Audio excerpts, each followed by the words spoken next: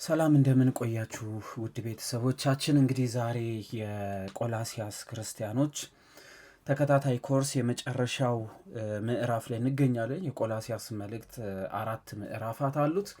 እንግዲህ 4ቱን ምዕራፋትም በዚህ በዩቲዩብ ላይ ተጭኖ ይገኛል ማለት ነው። ፕሌሊስቱን ብትነኩት ከክፍል 1 ጀምሮ እስከ ክፍል 4 ድረስ ያለው ሙሉን ታገኙታላችሁ። እንግዲህ በዚህ በምዕራፍ 4 ማጠቃለያ ክፍሉን ነው የምንመለከተው። እንደምታስታውሱት በምዕራፍ 3 ላይ ለአባት፣ ለልጅ፣ ለእናት፣ ለባል፣ ለሚስት የተለያዩ መልእክቶችን ልኮ ነበረ ቅዱስ ጳውሎስ እዛው ቆላሲያስ ለሚገኙት፣ እንዲሁም ደግሞ ሰዎች ቀጥረው ለሚያሰሯቸው ሰራተኞችም ጭምር ታማኝ እንዲሆኑ በፍቅር በእውነት እንዲታዘዙ ቅዱስ ጳውሎስ አሳስቦ ነበር ያቆም ነው። በምዕራፍ 4 ላይ እንግዲህ ከምን ይቀጥላል ማለት ነው? ጌቶች ሆይ በማለት ይጀምራል። አሰሪዎችን ማለት ነው።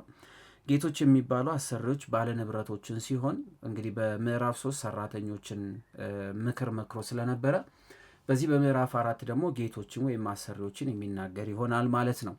ጌቶች ሆይ እናንተ ደግሞ በሰማይ ጌታ እንዳላችሁ ታውቃላችሁና ለባሪያዎቻችሁ በጽድቅና በቅንነት አድርጉላቸው በማለት ምንም ያህል እናንተ በምድር ገንዘብ ከፍላችሁ የምታሰሩ ብትሆኑ፣ በስራችሁ ሰራተኛ ቢኖሩ፣ ከእናንተ እጅ ምግብ ቢበሉ፣ በእናንተ ቤት ጣሪያ ስር የሚተዳደሩ ብዙ ሰራተኞች ቢኖራችሁ፣ እናንተም ግን ጌታ እንዳላችሁ እወቁ በማለት ጌታ ክርስቶስን እንዲያስቡ ይናገራል ማለት ነው። ለምንድን ነው ያለው?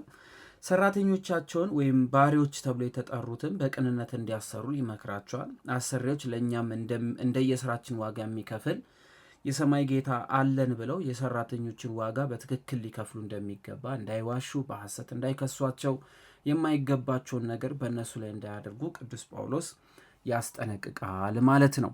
ከዛ በኋላ ከማመስገን ጋር በጸሎት እየነቃችሁ ለእርሱ ትጉ በማለት በንጽህና እንዲተጉ፣ በቅድስና እንዲተጉ፣ ክርስቶስን እያሰቡ በንጽህናና በቅድስና እንዲመላለሱ ቅዱስ ጳውሎስ ያሳስባል ማለት ነው። ቁጥር 3 ላይ በዚያን ጊዜ ስለ እርሱ ደግሞ የታሰርኩበትን የክርስቶስን ምስጢር እንድንነግር እግዚአብሔር የቃሉን ደጅ ይከፍትልን ዘንድ ስለ እኛ ደግሞ ጸልዩ በማለት ይናገራል ማለት ነው። እንግዲህ ቅዱስ ጳውሎስ የታሰረው ወንጌል ለመስበክ ብሎ ስለሆነ ወንጌልም የክርስቶስን ምስጢር ብሎ ይገልጧል ማለት ነው። ስለ ጌታ ኢየሱስ ክርስቶስ በስጋ መገለጥ ቀዳማዊ የነበረ አምላክ እርሱ በስጋ ተገልጦ ለሰው ልጆች እንደታየ ይህን ምስጢር ይሏል።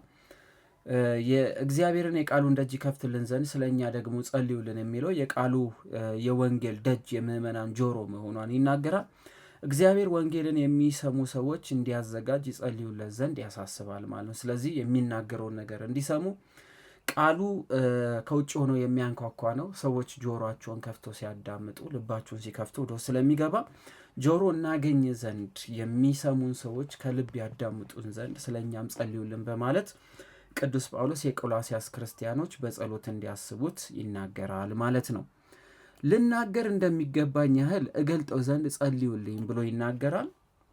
በደንብ አድርጎ ይሄ ምንድን ነው ሊያስተምር የፈለገው ነገር ለሰዎች ይገለጥላቸው ዘንድ ሚስጥሩን እግዚአብሔር አምላክ እንዲጨምርለት ስለ ሚስጥራዊ ስለ ሰማያዊ ሚስጥር ይናገራልና ያን ሚስጥራዊ የሆነውን የጌታን ቃል ሲናገር በእውነት ከልባቸው እንዲደርስ በጸሎት እንዲያስቡት ሲናገር ልናገር እንደሚገባኝ ያህል እገልጠው ዘንድ ጸልዩልን በማለት ይናገራል። አንዳንዴ ከራሳችን የምንናገር ይመስለን ይሆናል እንጂ እግዚአብሔር አምላክ ካላገዘን ይህን ሰማያዊ ሚስጥር ማንም ሰው ተናግሮ መግለጥ አይችልም እና የእግዚአብሔር እገዛ ስለሚያስፈልግ በጸሎት እንዲያስቡት ቅዱስ ጳውሎስ ይናገራል። ዘመኑን እየዋጃችሁ በውጪ ባሉት ዘንድ በጥበብ ተመላለሱ በማለት ይናገራል። ዘመን የሚለው ጊዜን ነው። ስለዚህ መዋጀት፣ መፈተሽ፣ መመርመር፣ ማወቅ ማለት ነው። ዘመኑን እየዋጃችሁ ሲል በዘመኑ የሚደረገው የሚሰራውን እያወቃችሁ ለማለት ነው። በውጭ ባሉት ዘንድ ሲል ከእምነት ውጭ ከሚኖሩ ሰዎች ጋር ሲገናኙ በጥበብ በፈሊጥ መንቀሳቀስ እንደሚገባቸው ይናገራል። ጥበብ ማለት በቃ ራስን እንደ ሞኝ እንደ ጅል ቆጥረው ሳይሆን ሁሉ ነገር አሳልፈው ሳይሆን ንቁ ሆነው ዘመኑን በዋጀ ደረጃ ክርስቲያኖች ከውጭ ወይም በእምነት ካልገቡት ጋር በጥበብ እንዲመላለሱ ጥበበኞች እንዲሆኑና እንደ ሞኝ እንዳይንቀሳቀሱ ቅዱስ ጳውሎስ ይነግራቸዋል ማለት ነው። ለእያንዳንዱ እንዴት እንድትመለሱ ለእያንዳንዱ እንዴት እንደትመልሱ እንደሚገባችሁ ታውቁ ዘንድ ንግግራችሁ ሁልጊዜ በጨው እንደተቀመመ በጸጋ ይሁን በማለት ይናገራል። ለእያንዳንዱ እንዴት እንደምትመልሱ ለሚጠየቁት ጥያቄ፣ ለሚናገሯቸው ንግግር፣ ለሚያነሱላቸው ነገሮች ሁሉ እጅግ በጣም በተቀመመ መልኩ ጨው እንደተቀመመ በጸጋ ይሁን በማለት ቅዱስ ጳውሎስ ያሳስባል። ጨው የሚታወቀው አጣፋጭ በመሆኑ የምታቀርበውን የእህል ቁርባን ሁሉ በጨው ታጣፍጠዋለህ ተብሎ ዘሌዋውያን ምዕራፍ 2 ቁጥር 12 ላይ እንደታዘዘው የማይጣፍጥስ ነገር ያለ ጨው ይበላልን ተብሎ የመጽሐፈ ኢዮብ ምዕራፍ 6 ቁጥር 6 ላይ እንደተናገረው እንዲሁም ማርቆስ፣ ሉቃስ ላይ፣ ማቴዎስ ላይ ጌታ ክርስቶስ እናንተ የምድር ጨው ናችሁ፣ ጨው አልጫ ቢሆን ምን ይጣፍጣል ብሎ ልክ እንደተናገረው እንዲሁ ቅዱስ ጳውሎስም ጨው የሚለው ፍቅርና ትህትናን ይሆናል ማለት። ስለዚህ ሰዎች ለሚጠይቋቸው ጥያቄ፣ ለሚያነሱላቸው ነገሮች በፍቅር እንዲመልሱ፣ በትህትና ውስጥ እንዲመልሱ ይናገራል። ከእምነት ውጭ ካሉ ሰዎች ጋር ስትገናኙ ለሚጠይቋችሁ ጥያቄ ጥሩ መልስ ትመልሱ ዘንድ ንግግራችሁ ፍቅርን፣ ትህትናን የተላበሰ ይሁን በማለት ሲያዛቸው ነው ማለት ነው። ይቀጥልና የተወደደ ወንድምና የታመነ አገልጋይ በጌታም አብሮኝ ባሪያ የሆነ ቲኪቆስ ኑሮዬን ሁሉ ያስታውቃቸዋል በማለት ወደ ቆላሲያስ ክርስቲያኖች ቲኪቆስን እንደላከ በዚህ መግቢያ ክፍል ላይ በደንብ አድርገን አይተናል። ስለዚህ ምን እየሆነ እንደሆነ፣ ምን እያደረግኩ እንደሆነ፣ ኑሮዬ ምን እንደሚመስል ቲኪቆስ አብሮኝ ስለነበረ እሱ ሁሉን ነገር ያሳውቃቸዋል ብሎ ቅዱስ ጳውሎስ ይነግራቸዋል ማለት ነው። ወሬያችንን እንድታውቁና ልባችሁ እንዲጽናና በማለት ይናገራል። ወሬያችንን ማለቱ ቅዱስ ጳውሎስ ለቆላሲያስ ሰዎች መልእክቱን ሲልክላቸው በእስር ቤት ውስጥ ነበረና አሁን ያለበት ሁኔታ እንዲያውቁ መልእክቱን አስይዞ ቲኪቆስን ልኮላቸዋል። የተጻፈው መልእክት ለቆላሲያስ ሰዎች ሁሉ ዓላማዎች አሉት። 2 ዓላማዎች አሉት። የመጀመሪያው የነ ቅዱስ ጳውሎስን ስራ ወይም ተጓድሎ የሚገልጽላቸው ነው። በምን ህይወት ውስጥ እንዳሉ፣ ምን እየተጋደሉ እንደሆነ እንዲያውቁ ማድረግ ነው። ሁለተኛው ደግሞ ልባቸውን የሚያረጋጋ መልእክት ነው ማለት ነው። ለሚያውኳቸው ሰዎች እንዲረጋጉ ማድረግ ነው ማለት ነው። ስለዚህ ወሬያችንን እንድታውቁልን ሲል ሀሳባችንን ምን እንደሆንን፣ ምን እያሳለፍ እንደሆነ ሁሉ እንድታውቁልን በማለት በቲኪቆስ በኩል ይህን መልእክት ልኮላችኋል ማለት ነው። ከእናንተ ከሆነውና ከታመነው ከተወደደው ወንድም ከአናሲሞስ ጋር ወደ እናንተ የምልከው ስለዚህ ምክንያት ነው። የዚህን ስፍራ ሁሉ ወሬ ያስታውቃቸዋል በማለት አናሲሞስንም ይልኳል ማለት ነው። እንደምታስታውሱት እንግዲህ አናሲሞስ ከቆላሲያስ ሰዎች ወገን ሲሆን ከቲኪቆስ ጋር ወደ ቆላሲያስ ሰዎች ተልኳል ማለት ነው። እና አናሲሞስ እጅግ በጣም ተወዳጅ የነበረ እጅግ በጣም የተወደደ ሰው ነው። በተለይ እንደምታውቁ ውስጥ የቆላሲያስ አጠገብ የነበረችዋ ፊልጵስዩስ ክርስቲያኖች ጋር አናሲሞስ ትልቁን ሚና ተጫውቷል። እንዲሁም በነዚህ በቆላሲያስ ከተማ ውስጥ እጅግ ትልቁን ሚና ከተጫወቱና ቅዱስ ጳውሎስን ካገዙ ሰዎች መካከል አንዱን አናሲሞስ የፊልጵስዩስ ክርስቲያኖችን ለማበርታት በሄደበት ሰዓት እና አናሲሞስም ጭምር አብረው እንደነበሩ፣ በተለይ ደግሞ ለቆላሲያስ ክርስቲያኖችም ብርታትን እንደሰጡ በደንብ አድርገን የምናስታውቀው ክፍል ነው ማለት ነው። ቁጥር 11 ላይ ከተገረዙ ወገን ያሉት አብሮ ከኔ ጋር የታሰረ አርስጥኮኮስ የበርናባስም የወንድሙ ልጅ ማርቆስ ኢዮስጦስም የተባለ ኢያሱ ሰላምታ ያቀርቡላቸዋል በማለት እነ ቅዱስ ማርቆስ ጭምር አብሮት እንደነበረ ይናገራል። ከተገረዙት ወገን ያሉት አብሮ ከኔ ጋር የታሰረው እና አርስጦኮስ የበርናባስም የወንድሙ ልጅ ማርቆስ ኢዮስጦስ የተባለ ኢያሱ ሰላምታ ያቀርቡላቸዋል። ስለ ማርቆስ ወደ እናንተ ቢመጣ ተቀበሉት በማለት እንግዲህ ይናገራል ማለት ነው። ስለ ማርቆስ ወደ እናንተ ቢመጣ ተቀበሉት የሚል ትእዛዝ ተቀበላችሁ። በእግዚአብሔር መንግሥት ከኔ ጋር አብሮ የሚሰሩ እነዚህ ብቻ ናቸው፣ እኔንም አጽንተውኛል በማለት እነ ቅዱስ ማርቆስ እነዚህ ሁሉ እንዴት እንዳገዙት ይናገራል ማለት ነው። አይሁድ በመገረዝ የታወቁ ሲሆን አሕዛብ ደግሞ ባለመገረዝ የታወቁ ስለሆነ የተገረዙትም ያልተገረዙትም በወንጌል አንድ መሆናቸውን ለመናገር እነሱን ይልካል። በትውልዳቸው ከአይሁድ የሆኑ እነዚህ 3ቱ አርስጦኮስ፣ ማርቆስ፣ ኢዮስጦስ ወይም ኢያሱ የተባሉ ወንጌል ትምህርት ቅዱስ ጳውሎስን የሚያግዙ የሚላላኩ መሆኑን ቅዱስ ጳውሎስ ገልጦ ይናገራል ማለት ነው። እንግዲህ ከአይሁድ ወገን የሆኑት የተገረዙትም ወደ ቆላሲያስ መላክ ያስፈለገው ቆላሲያስ ውስጥ ያሉ አይሁዳውያንን የሚሉት የቆላሲያስ ክርስቲያኖችን እየረበሹ ስለነበረ እነዚህ ደግሞ ወንጌልንም ከጻፉት መካከል እንደ አንዱ የሆኑት እነ ማርቆስም ጭምር በመሄድ እንዲያግዙና በደንብ አድርገው እንዲረዷቸው ያስታውቃል ማለት ነው። ስለ ማርቆስ ወደ እናንተ ቢመጣ ተቀበሉ የሚል ትእዛዝ ተቀበላችሁ የሚለው ቅዱስ ጳውሎስ ለስብከት ወንጌል ሲወጣ ማርቆስን ለማስከተል ወስኖ ስለነበረ የሐዋርያት ሥራ ምዕራፍ 15 ቁጥር 37 39 ድረስ ያለው ላይ ይሄ የሐዋርያት ስብሰባ ላይ አሁን ግን ማርቆስ ከሌሎች ደቀ መዛሙርት ጋር እንደሚረዳው ገልጦ የቆላስያስ ሰዎች እንዲቀበሉት ያሳስባቸዋል ማለት ነው። እንደምታውቁት ወደ እናንተ ተልከውላችኋል፣ ያሳውቋቸዋል፣ በግፍ የጫኑባችሁን እሱን አስተካክለው የእኛን ትእዛዝ ይመሯቸዋል ብሎ እነ ጴጥሮስ እነ ያዕቆብ እንዴት የሐዋርያት ሥራ ምዕራፍ 15 ላይ በውሳኔ ደረጃ እንዴት እንዳስተላለፉ የምናስታውስ ይመስለኛል። ስለዚህ ትእዛዝ ናት የሚለው ከሐዋርያት የታዘዘች ትእዛዝ መሆኗን ሲናገር ነው ማለት ነው። በእግዚአብሔር መንግስት ከኔ ጋር አብረው የሚሰሩ እነዚህ ናቸው ማለት የእግዚአብሔር መንግስት የተባለች ወንጌል ናት። የመንግስትንም ወንጌል እየሰበኩ ስለሚኖሩ የእግዚአብሔርን መንግስት በማለት ቅዱስ ጳውሎስ ይናገራል ማለት ነው። ይህንን በደንብ አድርጎ ያሳስበናል። ቁጥር 12 ላይ ከእናንተ የሆነ የክርስቶስ ባሪያ ኤጲፋራ ሰላምታ ያቀርብላችኋል። በእግዚአብሔር ፍቃድ ሁሉን ተረድታችሁና ፍጹማን ሆናችሁ እንድትቆሙ ሁልጊዜ ስለ እናንተ በጸሎቱ ይጋደላል በማለት ይናገራል። ኤጲፋራ ለመጀመሪያ ጊዜ የቆላሲያስ ሰዎችን ሰብኮ ያሳመነ አገልጋይ ነው።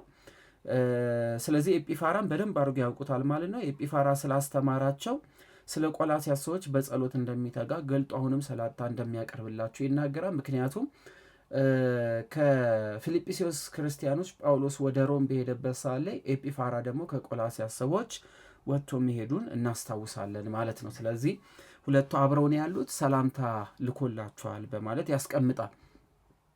ቁጥር 13 ላይ ስለ እናንተ በሎዶቅያም በኢያራ ከተማ ስላሉት እጅግ እንዲቀና እመሰክርለታለሁና በማለት ያስቀምጣል። ሎዶቅያ ላሉት በሎዶቅያ ላሉ እንግዲህ ንምፋም የሚለው እነዚህ እነ ኤጲፋራ እንዲሁም ደግሞ ሌሎቹም ስለ እናንተ በሎዶቅያ በኢያሪያም ከተማ ሎዶቅያ ላይም ኢያሪያም ከተማ ላሉት እጅግ እንዲቀና ማለቱ እጅግ ስለ እናንተ እንዲያስብ እጅግ ስለ እናንተ እንዲጨነቅ እጅግ ስለ እናንተ ዘውትር እንደሚያስብ እመሰክርለታለሁ። በእነዚህ ከተሞች ገብቶ ግን በወንጌል አገልግሎት ላይ እንዳለ ሲናገር ነው። የተወደደው ባለመድኃኒት ሉቃስ ዴማስም ሰላምታ ያቀርቡላችኋል። ሉቃስ የሉቃስ ወንጌል የጻፈው፣ ዴማስ ደግሞ እንግዲህ ወደ ተሰሎንቄ ሄዶ የቀረው ወንድም ነው። በእውነት ይፈራል፣ ግን ደግሞ ጽኑም የነበረ ነው። ስለሚፈራ ዴማስ ወደ ተሰሎንቄ ከተማ በተላከበት ሳለ በዛ ሄዶ የቀረ ነው።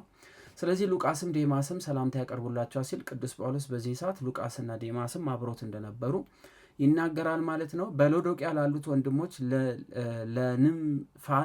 ልንፋን ባለቤቱም ላለች በሎዶቅያ ላሉት ወንድሞችና ለንምፋም በቤቱም ላለች ቤተ ክርስቲያን ሰላምታ አቅርቡልን በማለት ሰላምታ እንዲያቀርቡ ይናገራል።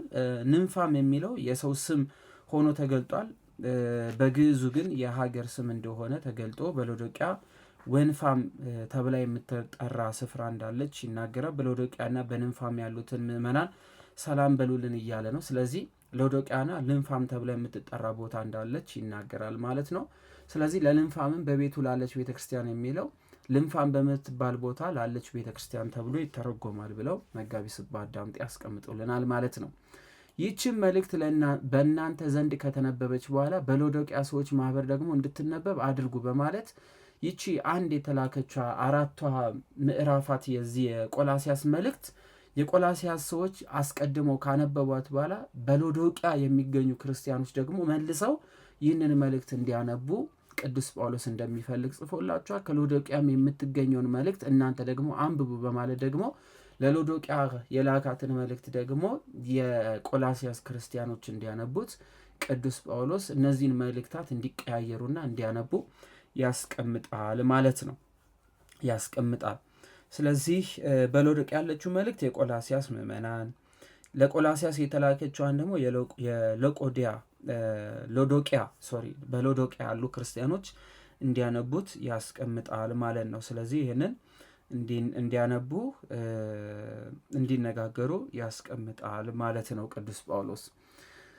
ለአቅሪዮጳም ብሎ ይናገራል። አቅሪዮጳ እንግዲህ እንደምታስታውሱት ኤጲፋራ አቅሪዮጳን ሾሞት ነው የወጣው። ስለዚህ በጌታ የተቀበልከውን አገልግሎት እንድትፈጽም ተጠንቀቅ በሉልኝ በማለት አቅሪዮጳ ከኤጲፋራ የተቀበለውን አገልግሎት በጥንቃቄ እንዲመራ ቅዱስ ጳውሎስ ሲያስጠነቅቀው እንመለከታለን። በገዛ እጄ የተጻፈ የእኔ የጳውሎስ ሰላምታ ይህ ነው በማለት በእጁ እንደጻፈው ቅዱስ ጳውሎስ እዚህ ጋር አሳስቦ እስራቴን አስቡ፣ ጸጋ ከእናንተ ጋር ይሁን በማለት እስራቴን አስቡ ብሎ ይናገራል። እሱ ወንጌልን በመስበኩ ታስሯልና የእርሱን መታሰር እያሰቡ ክርስቶስን በመከተላቸው የሚመጣባቸውን መከራ ታግሰው እንዲቀቡ ስለ እስራቱ ያሳስባቸዋል ማለት ነው። በአጠቃላይ ይሄ ምዕራፍ 4 ቅዱስ ጳውሎስ ለሁሉም ሰላምታ ማቅረብ፣ ስንብት ማድረግና በሎዶቅያ የሚገኙ ክርስቲያኖች ቆላሲያስ የሚገኙት በሎዶቅያ ከሚገኙ ክርስቲያኖች ጋር አንድ እንዲሆኑ፣ አግሪዮጳም ጸንቶ በሃይማኖት ጠንክሮ ህዝቡን እንዲመራ ያሳሰበበት እንዲሁም ክርስቲያኖቹን ያበረታበትና እንዲሁም ደግሞ ይበረቱ ዘንድ ከአይሁድ ወገን ያሉ እነ ሉቃስን እነ ማርቆስ ጭምር እንግዲህ ወደ እነሱ እንደሚመጡ እንደሚሄዱ የተናገረበት ክፍል ነው። ማርቆስን የላከበት ከአይሁድ ወገን የሆነ ስለሆነ ሉቃስም እንዲሁም ደግሞ የተለያዩ በአገልግሎት ይመሩት የነበሩ እነ ዴማስን ጨምሮ ከጳውሎስ ጋር እንዳሉ እንዲበረቱ እንዲጠነክሩ አሳስቦ ያስቀመጠበት ክፍል ነው። እንግዲህ የቆላሲያስ ክርስቲያኖች ትምህርት ይሄን ይመስላል። እንድታነቡ ወንጌልን በማንበብ እንድትበረቱ አደራ ማለት ፈልጋለሁ። ይቆየን። ወስብሐት ለእግዚአብሔር። በሌላ አዲስ ትምህርት እስከምንገናኝ ቸር ይሁን። እንግዲህ ፈተና ይኖራችኋል ማለት ነው። ኤግዛማችሁ ሰኞ ማታ ይሆናል ማለት ነው። ሰላም ክርስቶስ ከእናንተ ጋር ይሁን። ሰላም ሁኑ።